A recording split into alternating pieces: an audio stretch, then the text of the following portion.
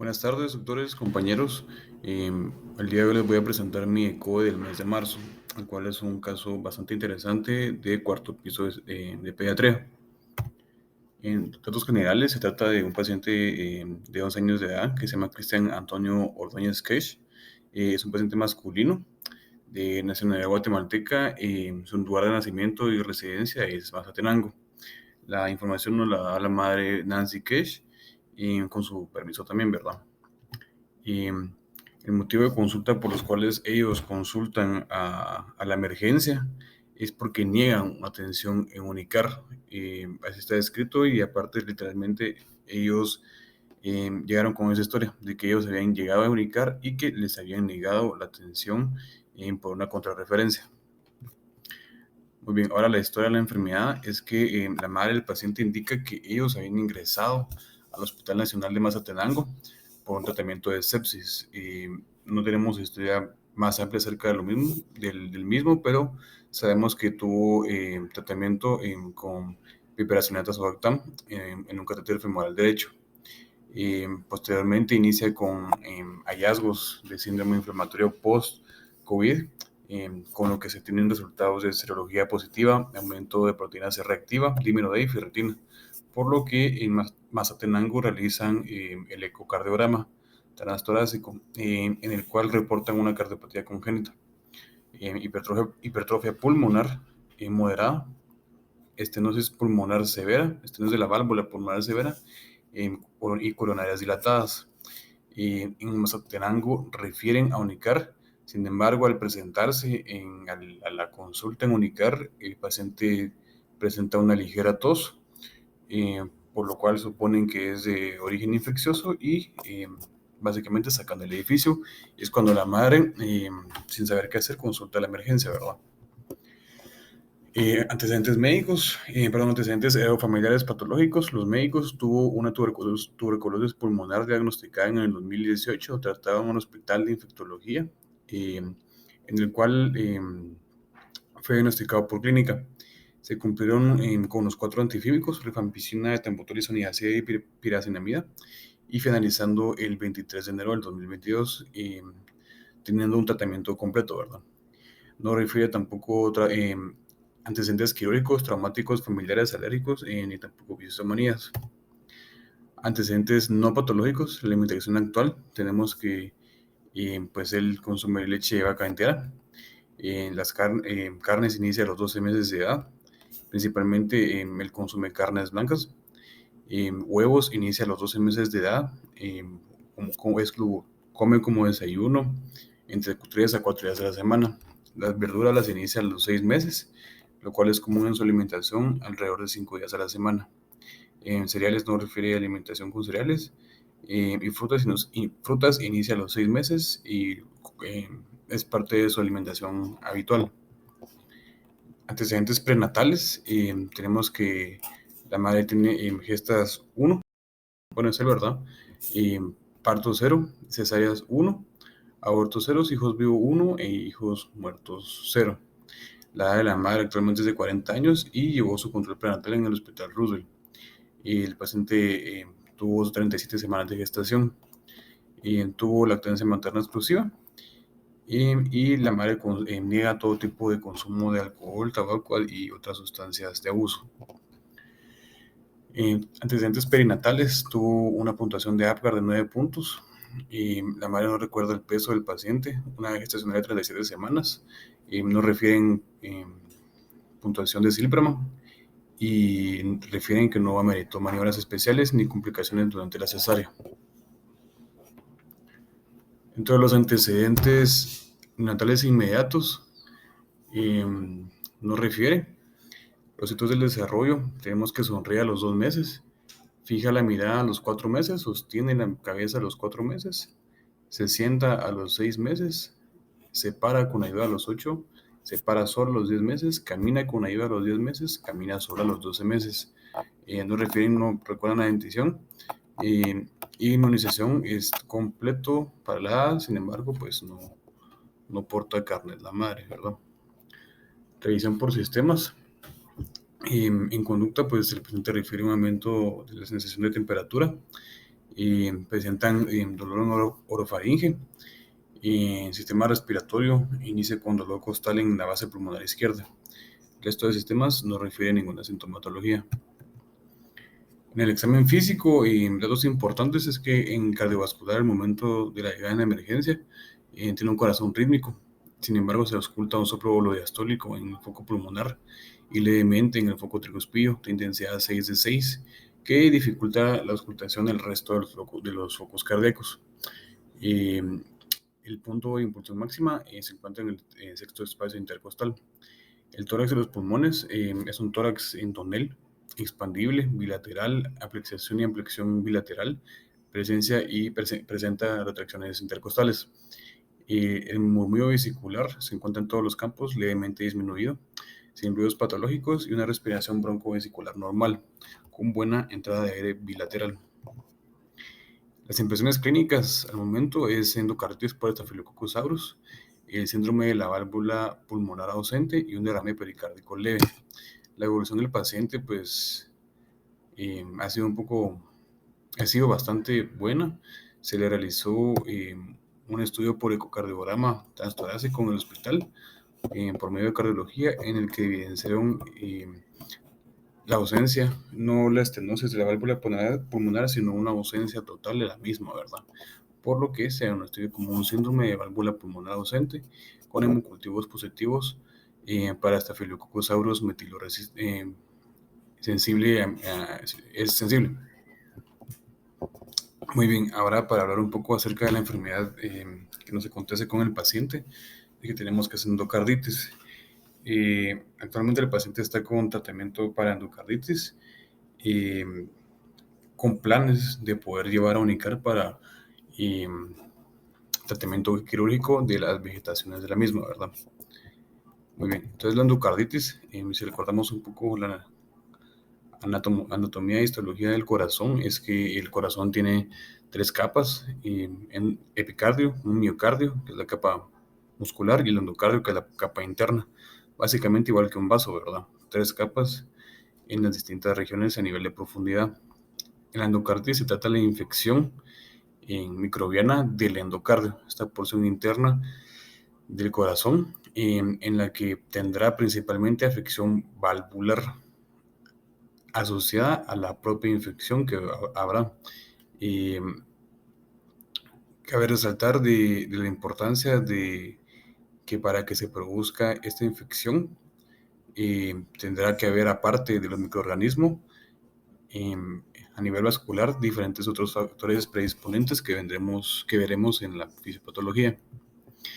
La etiología, el principal el microorganismo más identificado en la mayoría de casos de endocarditis se trata del Staphylococcus aureus y el Streptococcus virians. Entre las bacterias gram negativas, recordamos que los staph y los streptos son gram positivos. Entre las bacterias gram negativas podemos encontrar a Haemophilus, a Cardiobacterium y Echinella y Kingella, que explican el 1.8% de los casos que no se asocian a Streptococcus o Staphylococcus.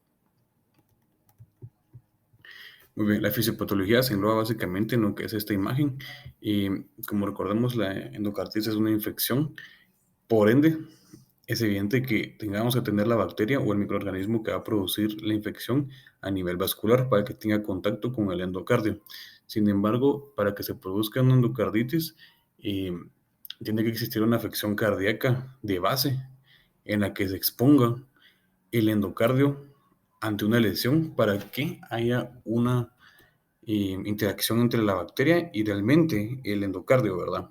Ya que el endocardio siempre está expuesto a microorganismos, siempre está expuesto obviamente al sistema vascular, sin embargo no tiende a infectarse por lo común, ¿verdad? Entonces tiene que haber una afección cardíaca predisponente.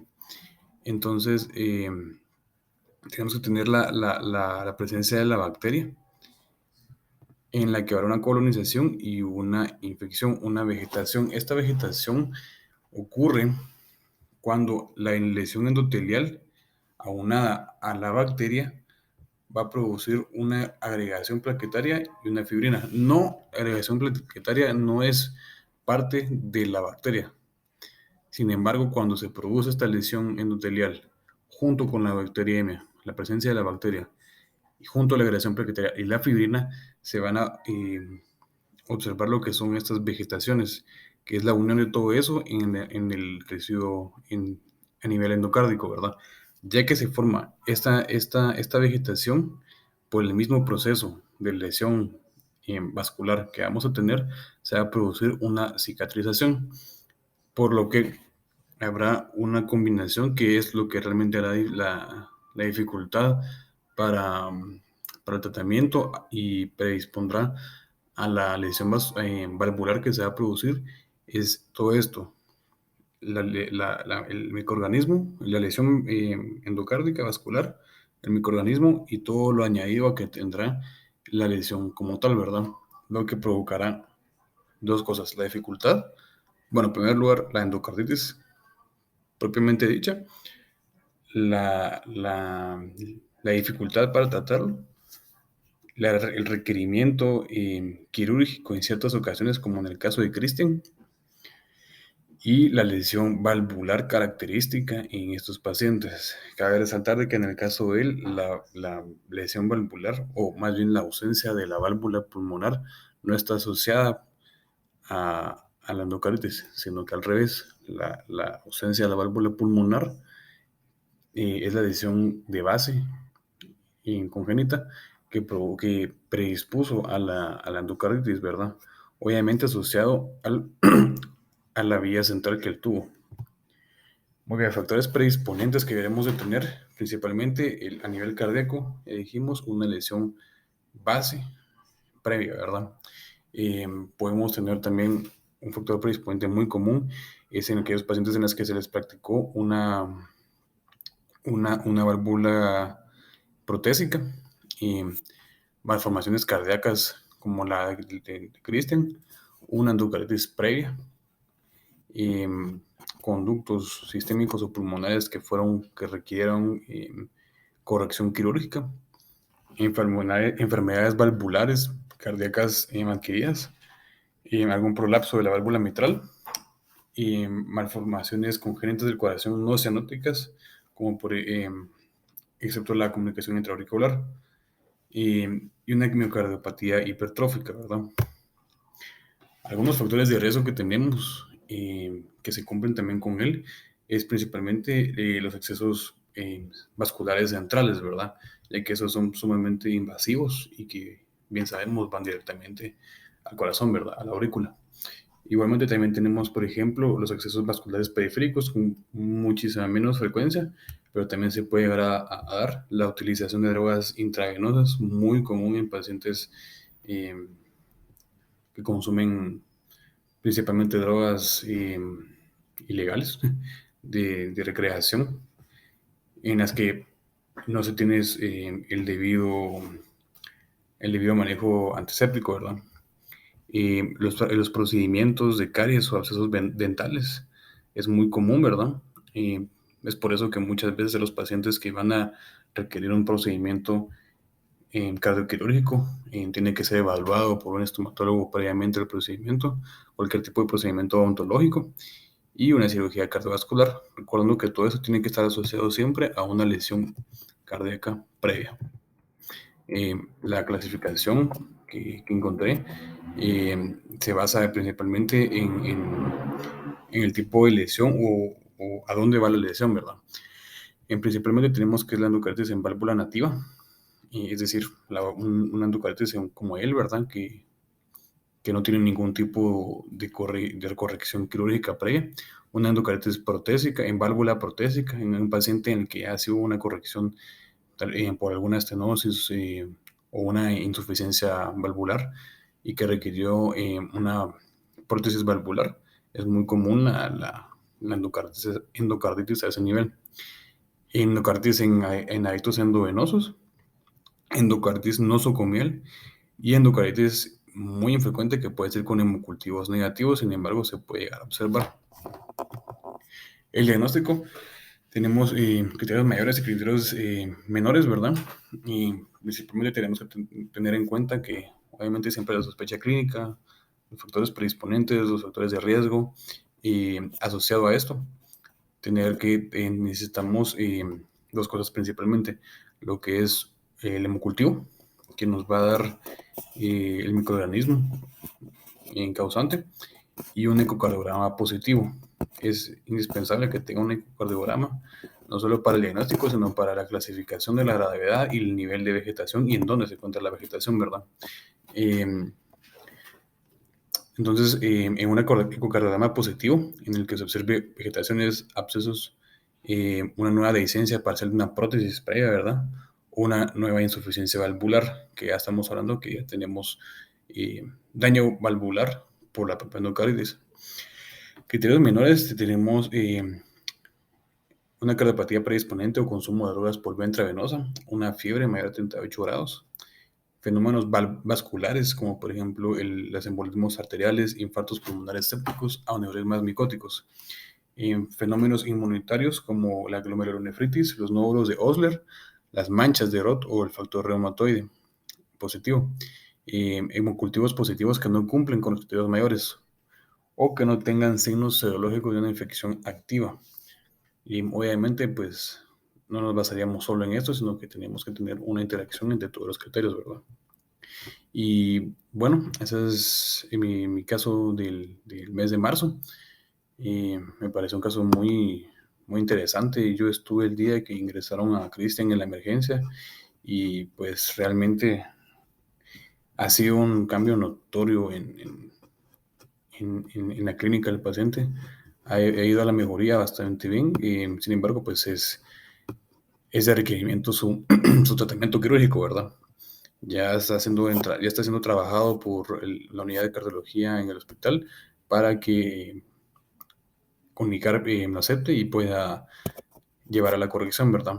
Pero ha sido bastante satisfactorio la evolución del paciente. Y pues bueno, muchas gracias, eso es todo. Feliz tarde.